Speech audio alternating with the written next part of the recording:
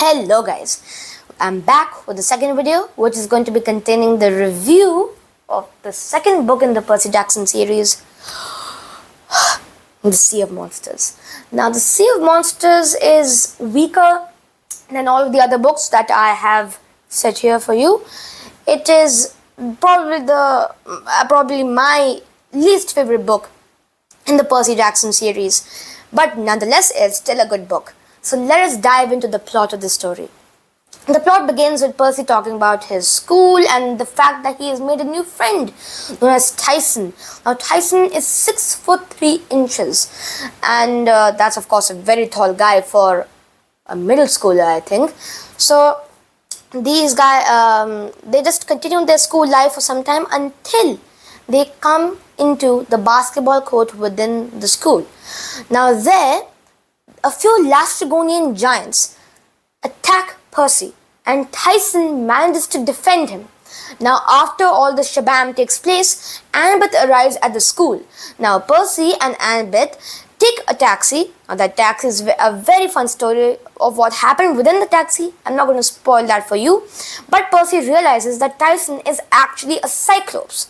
A cyclops is a species that is a cross between a god and a nature spirit. Nature spirits are different from mortals. They are, I believe, quite immortal, but you're going to have to read the series to understand them a little more. So once they reach campgrounds, they realize it is being attacked by an automaton. An automaton is basically a Greek robot, should I say. That automaton in the shape of a bull is attacking campgrounds. Now ordinarily it should not be able to pass. Why? Because of the pine tree of Thalia Grace. Thalia Grace used to be the demigod daughter of Zeus. She, along with Grover Underwood, Luke Castellan, who becomes was revealed to be the villain in this last book. Luke Castellan and Annabeth Chase and Grover Underwood are trying to reach campgrounds. Now they are attacked by monsters and Thalia dies defending them. And so her father, Zeus, converts her into a pine tree. And she has been protecting the grounds of Camp Half-Blood since then.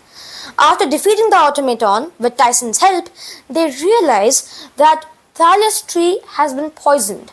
And so Chiron, the camp director and a mentor, a teacher, a guidance counselor to Percy, who has been through a lot with him, has been fired. Why?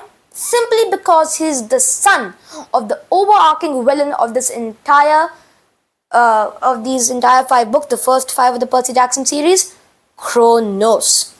Because of being a child of him, he has been fired since they suspect that he is the one who's poisoned Thalia's tree. And so Tantalus, who is another son of Zeus, has been appointed instead of him.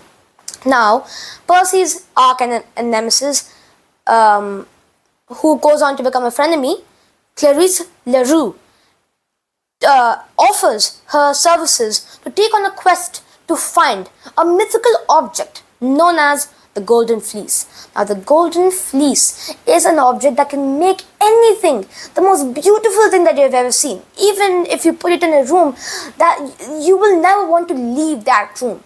So they believe it can heal Thalia's tree. And so Clarisse Leroux leaves on her journey. Someone, I'm not going to tell who, convinces Percy to go along with Annabeth to fetch the Golden Fleece. And now you may notice that I have not added Grover Underwood, the third member of the trilogy, in this quest. Reason being, Grover is not even with them. Grover is actually stuck on an island with a cyclops known as Promiscuous, who is trying to marry him, thinking of him as a female. So Percy gets to know this in a dream because of his empathy link with Grover, which is something which can be formed within a satyr and a mortal, demigod. So they go on many journeys, even discover a monster ship known as the Princess Andromeda, on which Luke and his monster buddies are on. They fight them and it's so good. But at the end of the book, Rick Riordan leaves you on a cliffhanger. This author is one who have this what can I say? He just leaves you on a cliffhanger in every single book. Like, he gets Luke poisoning Percy in the last book, and now he has completely revived Thalia. You must remember that Thalia was a pine tree, but when they managed to retrieve the golden fleece and keep it at her roots, she does not only heal, she transforms into a human being once again. And so the book ends with the infamous line, "And Thalia Grace, daughter of Zeus."